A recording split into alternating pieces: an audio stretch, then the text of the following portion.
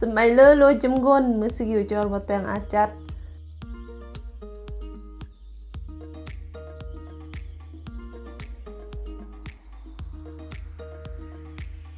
ว่าอาเสื่องเกครึ่งกิโลเดจะเกิมตักมือเดแบบเดมาดับลูกันนี่เพราะว่าเดจะมาเบื่อเดสดจึงลำเทรนอันเกเส้นเนี้ยนะ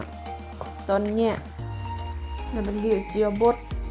เพราะว่ามันมาครองบดมามอกกับเบื้อน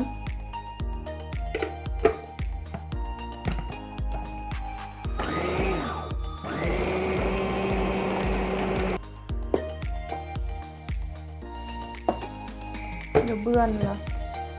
แล้วก็เซดามาเซดาแล้วก็เซดาซ้ำอันในกีบโยมาขั้นจัดแล้วก็ปูเสื่องกี่200 กรัมคูดปิ้นลวดเมื่อยกันนี่เบียนโยต้มปูเสื่อง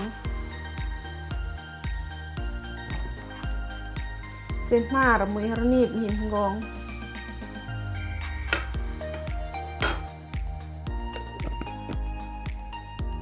แล้วก็ต้มประมาณ15 นาทีนี่แหละกินเอาต้มประมาณ15 นาทีนี่แหละแล้วก็จะเบื่อนละถ้าจุดหนึ่งก็ซีน้ำซีนเดมส้มเก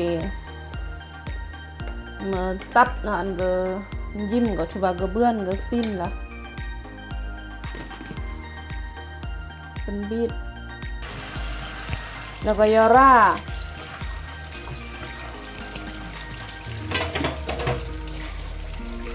อันก็สะอาด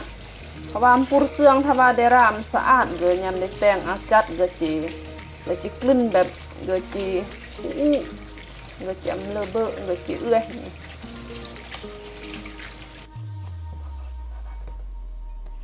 ช่วยนั้น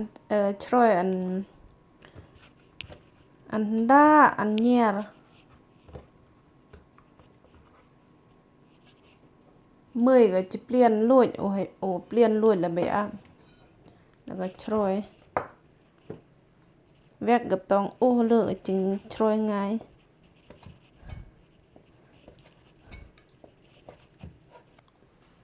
กินเอาช่วยหุ่นละช่วยเชรนอันกันด้ายำได้มากก็จังลำกินเอาจียวบดกระเทียมแต่ว่าลูกหัวเบื้อนกระเทียมกี่ไม่100 กรัมแล้วว่าไม่ขีด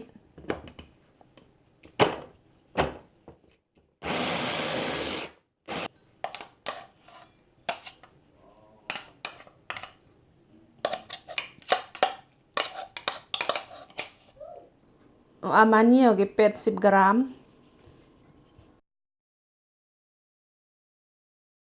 แล้วจะได้อมฮดพอได้รสดักอันก็ซึมอันก็นี่มันก็สกอตดักแล้วก็เก็ดปิกเซอมเพื่ออันมาก็ลายมาเรียนลายเป็นเม็ด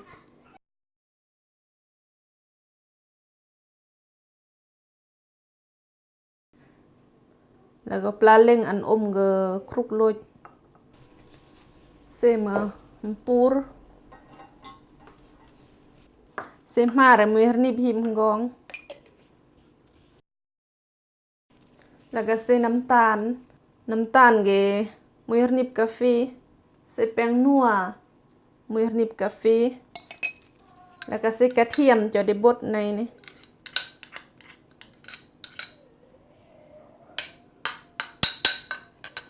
แล้วก็เซมาเดี๋ยวยุบอมดักจะกุนกจีลาย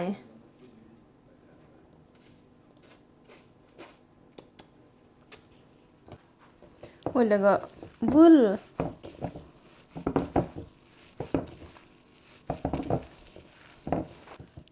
ขั้นย่อประมาณ10 นาทีนี่แหละ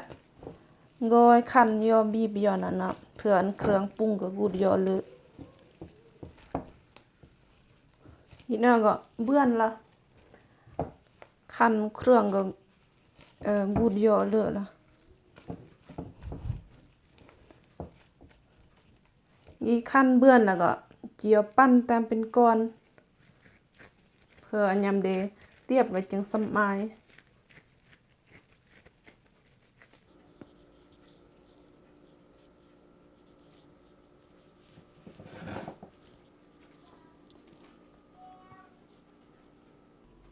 แล้วก็เสมาเสเสื่อง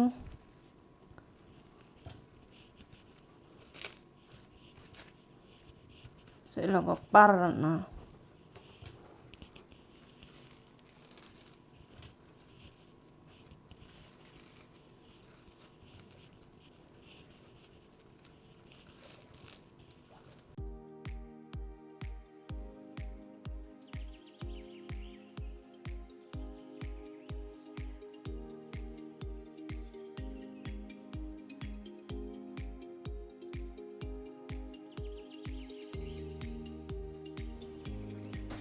ปาร์เบือนแล้วก็รองเยียดแล้วก็ปาร์นะคูดนะยูดยานะปาร์อันก็แก้นเลย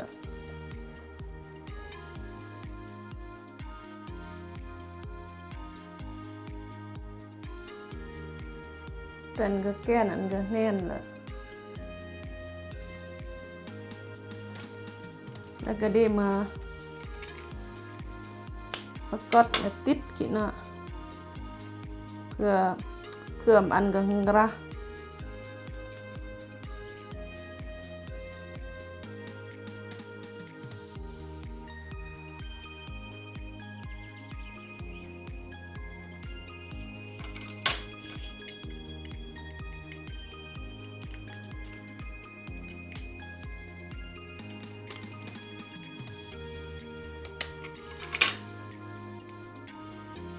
นี่นะเอามาให้เทียบห้วยละ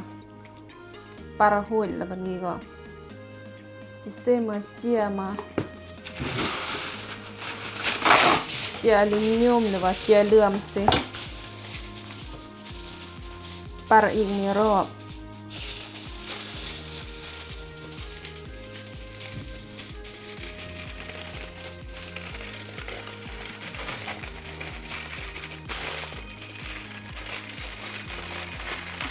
เราจะเบื่ออาจารย์วิธีเนี่ย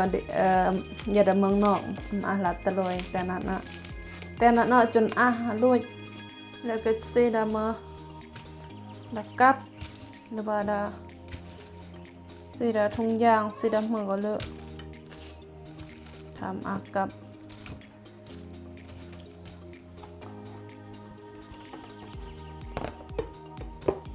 เสดาบวดหอยปลาเล่งด้านนอกประมาณ 3-4 มื้อนั่นแหละไปอยู่รังกายยังบ่มีเอามือกินเอาปลาเล่งเบิ่น 3-4 มื้อนั่นแหละยังไงแยง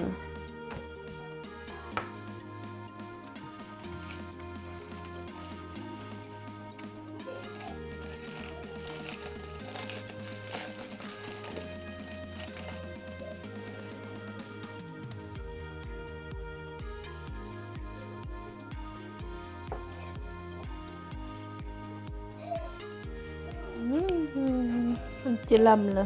ปุ่นนี่นะเจจีมันบ่ยัง